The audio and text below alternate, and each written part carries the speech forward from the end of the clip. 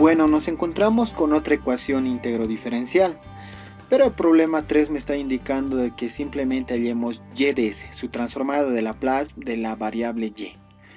Y se encuentra en estos dos términos. Hay que despejar, obviamente, ¿no ven? Entonces también nos da unas condiciones iniciales.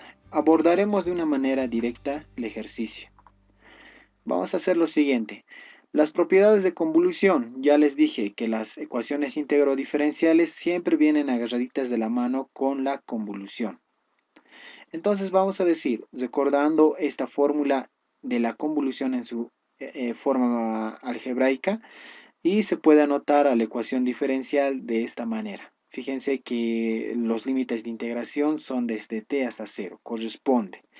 Entonces bastaría con anotar hasta acá y aplicaríamos la transformada de Laplace aplicando sus propiedades. Fíjense que para la convolución, vuelvo a repetir, la fórmula siempre va a ser válida, ¿no? Va a ser de este tipo. La convolución se convierte en producto y se reparte ambos términos. Por lo tanto, vamos a aplicar la transformada de Laplace y vamos a decir lo siguiente. Como este polinomio t ya habíamos visto en los anteriores ejercicios que simplemente es expresar a menos la derivada de la transformada de Laplace de la función que está viniendo al lado derecho del polinomio. En este caso va a ser la segunda derivada, más la convolución de esta, más la transformada de Laplace de esta convolución, ¿ya? Acá la transformada de 1 es 1 sobre s. Por lo tanto, vamos a tener lo siguiente, la transformada de Laplace de esto, ya sabemos cómo se tiene que anotar, ya es esto algo conocido. Lo que tendríamos que hacer es reemplazar las condiciones iniciales, fíjense, y de esa manera ya estaríamos, nos encontraríamos ya con una expresión que ya es de una manera simple, ¿no? Pero acá, cuando estamos derivando, estamos haciendo aparecer a la primera derivada de y de s. Eso implica que tenemos que resolver una ecuación diferencial. Ya en los anteriores ejemplos habíamos visto que acá aparecía una ecuación diferencial de segundo orden. Ya los invito a ver ese video. Pero en este caso es simplemente una ecuación diferencial de primer orden, ¿no? Bastaría con despejar o ordenar, ¿no? Al ordenar vamos a tener que escribir a la ecuación diferencial de esta manera y vamos a mandar a dividir a esta variable s al cuadrado a toda la expresión, de tal manera que tengamos esta ecuación diferencial. Ya esta ecuación diferencial es algo conocido, es una ecuación lineal, ¿no? Lineal de primer orden. Por lo tanto, vamos a tener que utilizar acá fracciones parciales, ¿no?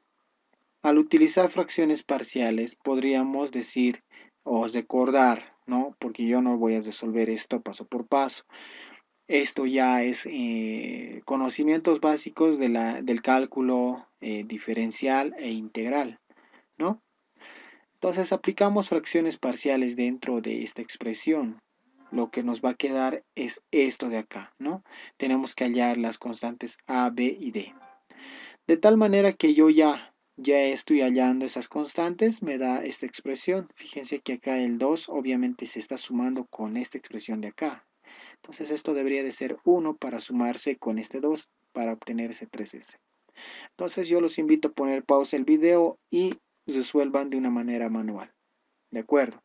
Entonces vamos a decir que esto sí es una ecuación lineal. Obviamente este paso deberíamos de hacer, este paso lo hubiéramos hecho en la integral, pero yo ya lo estoy haciendo de una manera rápida para que no tengamos muchas confusiones. Ya tenemos la ecuación lineal, recordamos las formulitas, las mismas fórmulas que estábamos utilizando.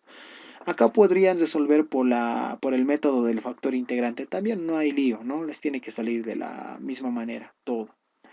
Por lo tanto, agarramos a p de x, que sería para nosotros p de s, ¿no? Reemplazamos en las formulitas y ya tendríamos esta expresión.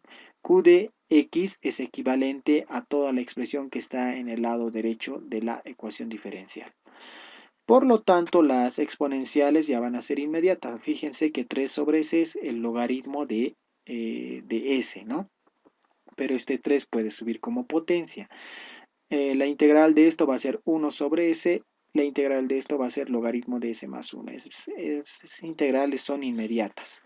Por lo tanto, vamos a tener esta expresión. Fíjense que esta expresión de acá simplemente estoy bajando en el denominador, ¿no? Este signo de acá está saliendo de la integral. Por lo tanto, vamos a tener toda esta expresión de acá. Fíjense que todo este término de acá ya está resuelto, ¿no? Este mismo resultado se tiene que copiar, pero de forma invertida, si se fijan bien. Bastaría con eso. Fíjense que las variables s al cubo desaparecen. Por lo tanto, vamos a tener esta expresión de acá. Ya, pero la integral de acá ya es algo bien complicada de resolver. Claro, acá yo lo voy a resolver de una manera rápida, pero ustedes pueden utilizar otros métodos, ¿no? Entonces, veamos qué es lo que vamos a hacer. Resolviendo para la integral, para esta integral de acá, que sería esta. Ya esta integral. Obviamente que el resultado lo podríamos dejar así, pero para que aprendan algo nuevo, ¿no? Resolviendo la integral vamos a hacer un cambio de variable. Este cambio de variable estoy adoptando por el argumento, en este caso la potencia del exponencial, que sería esto. Derivamos y vamos a tener esta expresión. Obviamente, como es un cambio de variable, tenemos que reemplazar el integral y nos va a quedar esta expresión de acá. Fíjense que o más bien dicho, hay que acomodar, ¿no? Hay que acomodar para que nosotros podamos agarrar esta expresión y reemplazar, ¿no? Reemplazando las variables s por las variables u, vamos a tener esta expresión de acá. Fíjense que todo esto es diferencial de u. La parte de abajo del denominador va a tener esta expresión. Por lo tanto, todo esto de acá va a tomar esta expresión. Simplificando algebraicamente, vamos a llegar a esto de acá. Ya esto es algo ya conocido. Lo que hemos hecho hasta ahí era hacer desaparecer 1 sobre s. Nuestra exponencial ya está un poco más amigable. Entonces vamos a decir, esto de acá se puede hacer por fracciones parciales. Esto es inmediato, no hay mucho secreto acá. Las fracciones parciales son inmediatas para este denominador, ¿no? Por lo tanto, yo podría repartir la exponencial y podríamos encontrarnos con estas dos integrales. Ya, entonces, para el siguiente apartado vamos a hacer lo siguiente. Hacemos nuevamente un cambio de variable que va a adoptar a todas estas integrales, pero vean esta integral de acá, esta integral no tiene primitiva, ¿no? Entonces podríamos dejarlo así o bien podríamos aplicar esto. Veamos qué es lo que vamos a hacer. Estamos dejándolo así porque no tiene primitiva. Primero resolvamos esta expresión de acá o esta integral. De tal manera que nosotros al aplicar este cambio de variable, recuerden que tenemos que derivar, vamos a obtener esta expresión. Estamos deshaciéndonos del denominador. Por lo tanto, podríamos decir, acá nuevamente la exponencial a la menos 1 pasa como una división, ¿no? Acá nuevamente nos encontramos con una integral que no se puede resolver, que no tiene primitiva. Entonces vamos a decir que como no se puede resolver por los métodos que ya conocemos, los convencionales, vamos a recurrir a la serie de Euler. En todo caso es la solución por series, ¿no? Entonces vamos a recurrir a esta expresión de acá. Fíjense que cualquier exponencial se puede anotar de este tipo. Es igual también a la sumatoria de z de n respecto de n factorial. Sin más, simplemente es agarrar esta expresión y reemplazar en las integrales. Al reemplazar en las integrales vamos a tener todo esto de acá. Las exponenciales se convierten en sumatorias. Por lo tanto, estas variables u pueden ingresar dentro de la sumatoria. La variable z también puede ingresar. Vean que la sumatoria está en dependencia de n. Entonces no hay mucho secreto ahí. Lo que estamos haciendo es simplemente hacer ese ingreso, ¿no? Ahora, fíjense que cuando nosotros estamos ingresando, acá debería de aparecer u de n menos 1. Esto va a venir con su potencia negativa, a sumar a este exponente de acá. Pero cuando nosotros integremos, vamos a tener o vamos a chocarnos con esta expresión de acá, 1 sobre u. Al reemplazar los límites, vean que acá esta u deberíamos de reemplazar. A ver, fíjense acá. Si nosotros evaluamos n igual a 0, en esta sumatoria de acá, 0 va a ser 1. 0 factorial va a ser 1. Entonces estoy haciendo coser eso de ahí, de tal manera que simplemente me quede 1 sobre u. Recuerden que va a ser, acá vamos a tener que reemplazar el 0, va a ser u elevado a la menos 1. Entonces esta expresión es cuando está evaluada en 0. ¿Por qué estoy haciendo eso? Porque si nosotros integramos directamente sin hacer coser esto, al evaluar la sumatoria nos vamos a encontrar con divisiones igual a 0. No existen divisiones igual a 0. Por eso es que se hace coser la sumatoria. Entonces ya estamos haciendo coser para los dos términos y estamos haciendo que esto valga igual a 1. Así nos libramos de las divisiones entre 0. Por lo tanto, ya podemos integrar. Al integrar esta expresión de acá es el logaritmo de u. La integración de toda esta expresión de acá es bien sencilla porque la integración es de independencia de u. La integral puede ingresar dentro de la sumatoria haciendo que toda esta expresión se sume más 1. Es como si fuera un polinomio, la integración de un polinomio, ¿no? Tendríamos esta expresión y se divide entre el denominador. Lo mismo pasa para esta expresión de acá. Entonces vamos a tener que simplificar algunas cosas y tenemos todo esto de acá. La integral se convierte de ese tipo. Obviamente, como esta es una integral que no está determinada o que no tiene límites de integración, se tiene que sumar una constante, siempre, ¿no? Toda la vida. Por lo tanto, la expresión se puede quedar de esta manera. Simplemente, o sea, en pocas palabras, ya está resuelto la integral. Entonces simplemente es simplificarlo, ¿no? Algebraicamente simplificar de una manera, no sé, de la manera más óptima que ustedes puedan hacerla.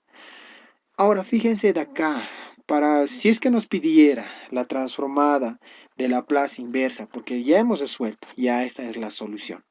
Pero ¿qué tal si nos pide la transformada inversa de esta función de acá? Recuerden que la transformada va a ser en dependencia de 1 sobre s. ¿Cómo puedo hallar su transformada de esto? Es fácil, recordando el binomio de Newton, ¿no?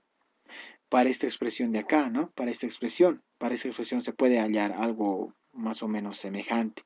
Pero la idea es que yo les estoy dando pautas de qué es lo que podrían hacer más allá, porque la transformada de Laplace de esta expresión elevado a la n es algo medio bien abstracto. Pero eso ya se puede cambiar o puede modificarse o se puede arreglar más o menos con el binomio de Newton. Por lo tanto, recordando el binomio de Newton, está de esta manera, ¿no? Aparece una nueva sumatoria ya con una permutación, ¿de acuerdo? Entonces ya tendríamos esta expresión. Para acá no podríamos hacer nada. La transformada de Laplace podríamos hallar 1 sobre s a la n. Lo que me interesaba es de acá. Esta expresión de acá se puede anotar como otra sumatoria, pero ya con el binomio de Newton. Y la expresión 1 sobre s elevado a la k. K va a tener distintos valores para la sumatoria. Claro, esto ya es decisión de ustedes cómo resolverlo. Entonces vamos a tener que agarrar esta integral y reemplazar en la variable de inicio. En pocas palabras, todo lo que está acá dentro del corchete, eso era para nosotros la integral. Por lo tanto, esta sería mi solución. Bueno, de esta manera hallaríamos y de s, es lo que nos pedía el ejemplo, ¿ya? Espero que les haya servido un poco los ejercicios que hemos hecho de las ecuaciones íntegro-diferenciales. Vamos a pasar a la otra sección, ¿ya? Con esto habríamos finalizado. Les invito a ver los siguientes ejercicios que vienen.